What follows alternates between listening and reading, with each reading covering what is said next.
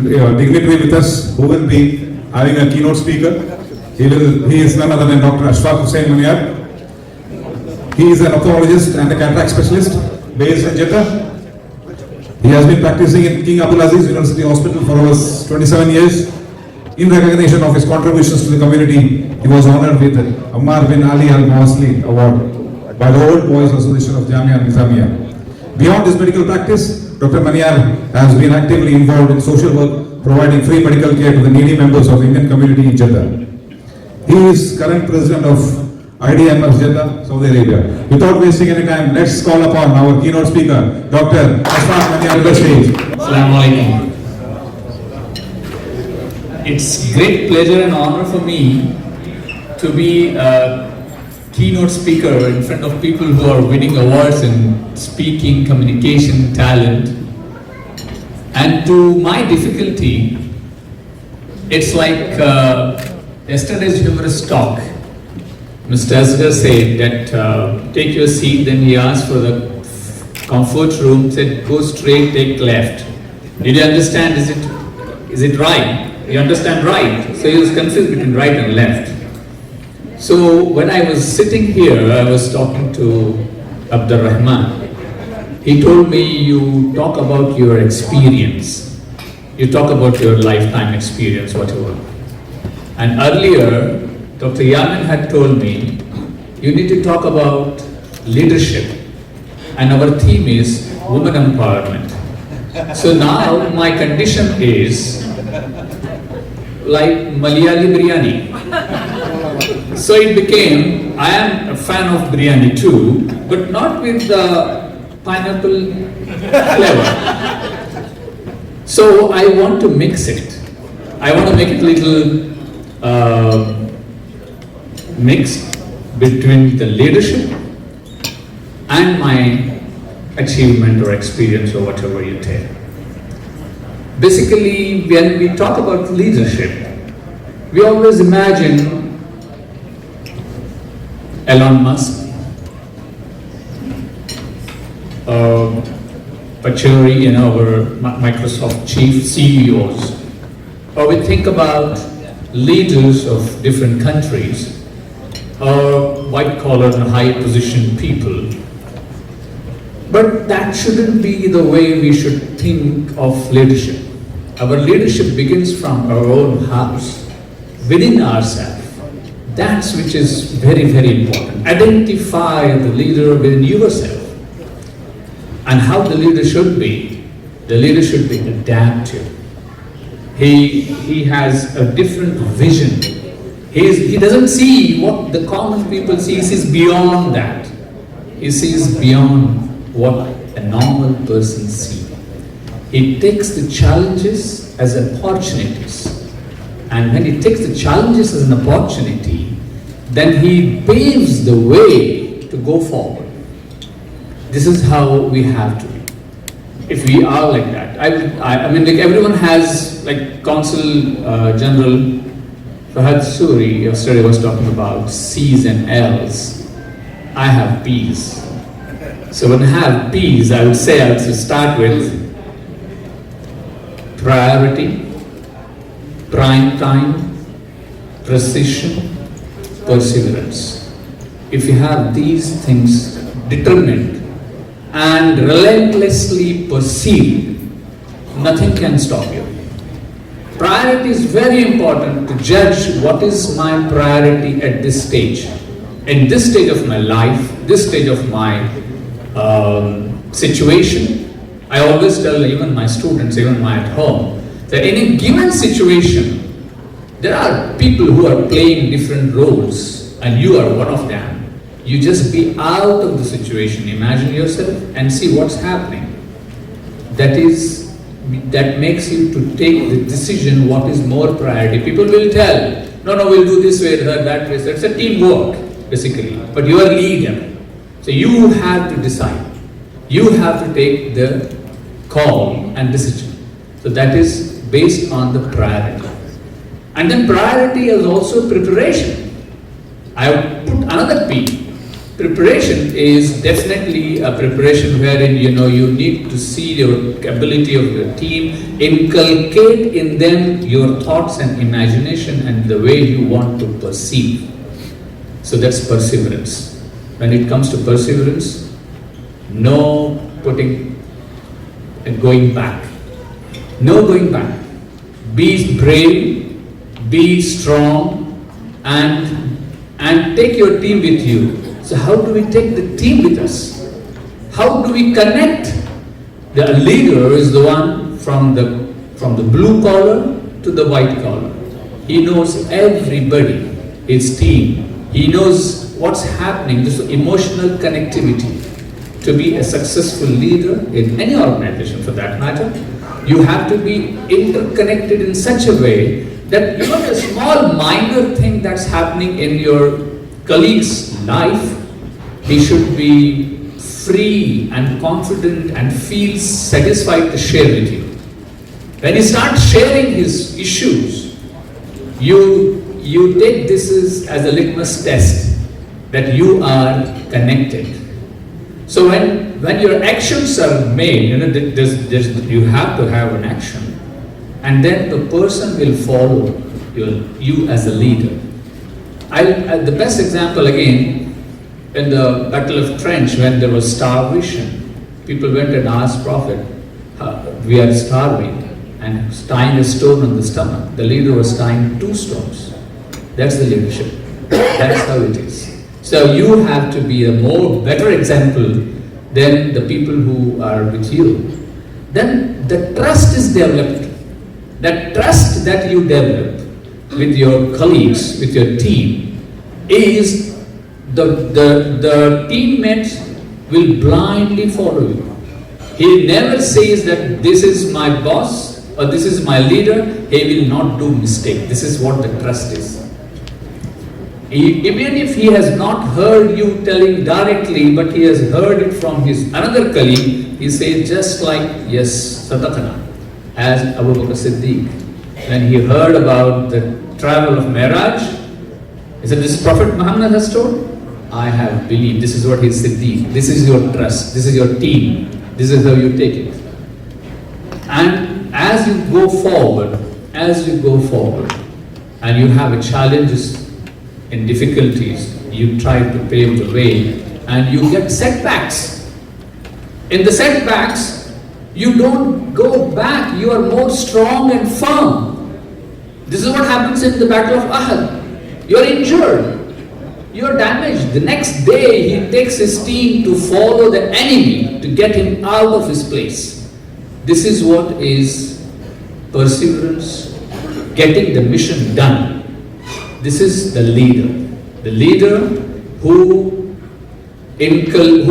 knows from the grassroots to the top level, and everyone he knows by personal, like his own personal friendship, like a family member. And then he doesn't stop there.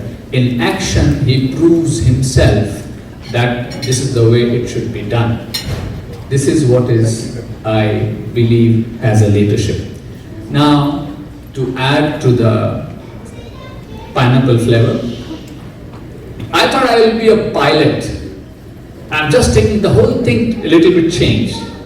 And then in a dinner table with my father, I asked him his permission that I got an engineering seat, I'm going to be engineer. So why your 2 brothers are doctor, why you want to be engineer? Because I want to be a pilot.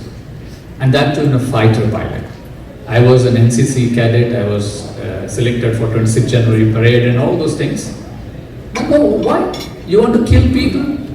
Instead, you be a doctor and save and serve the humanity.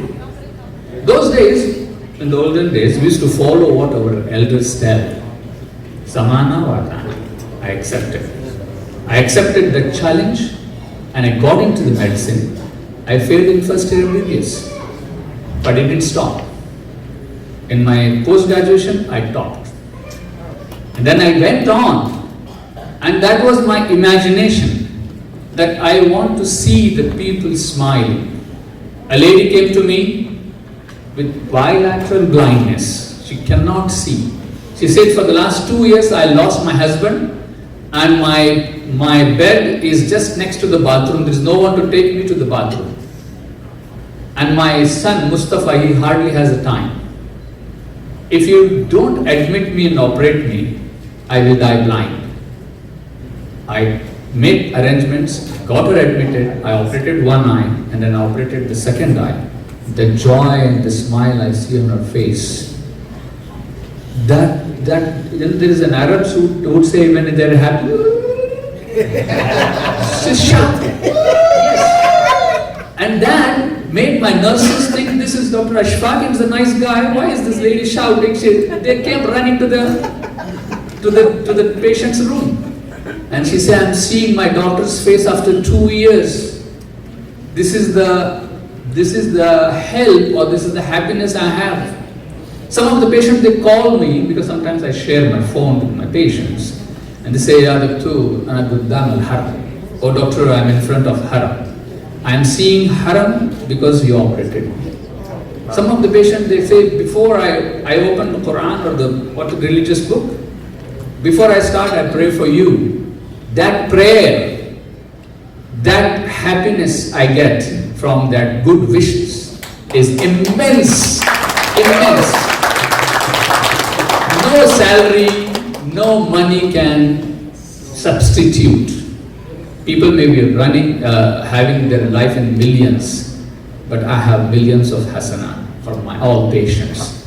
And I feel happy, and I pray to my Father for His mercy to give him forgiveness. He's resting in Jannatul Ma'ala, that may Allah give him Jannah. He is the person behind me, of course, after Allah subhanahu wa ta'ala. And then I chose the department which is very meticulous.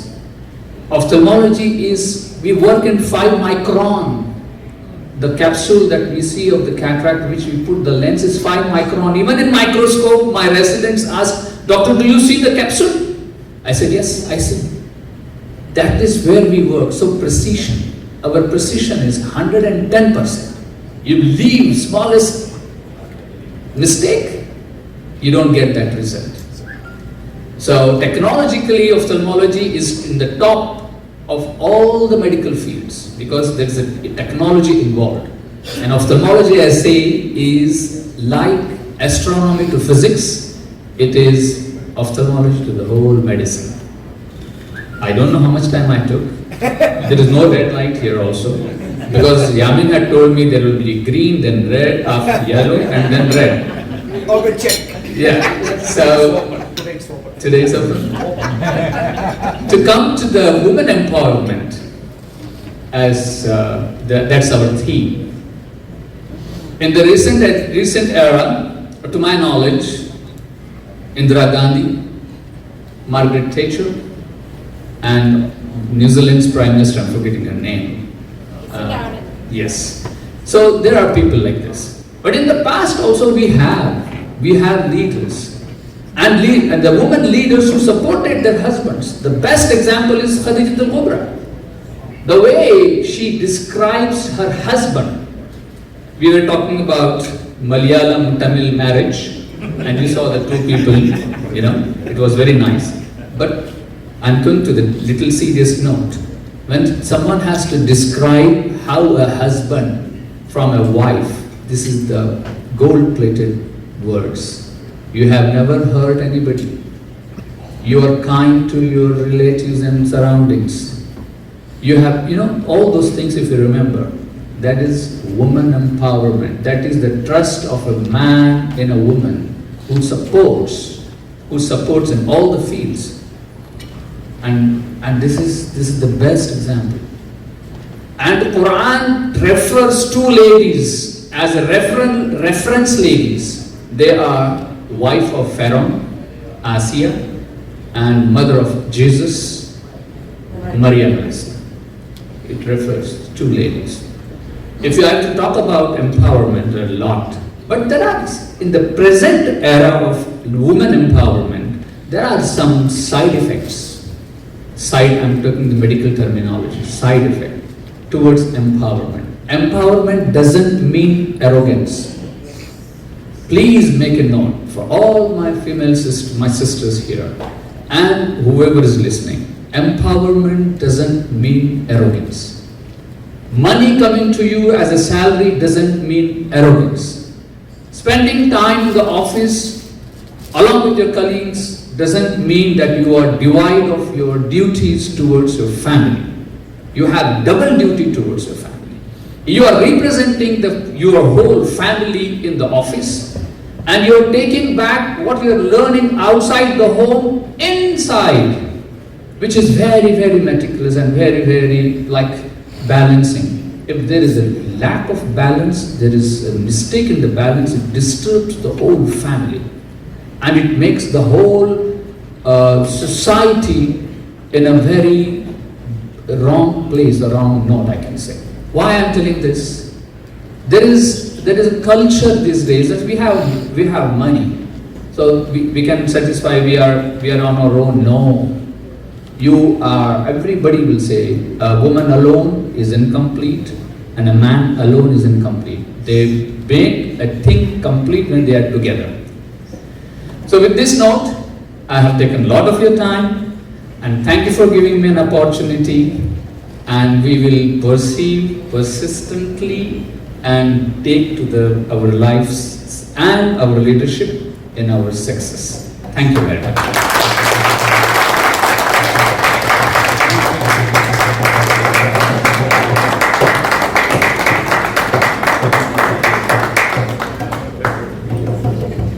Let's make call upon our Division G Director, ATM Riaz, to be on the stage.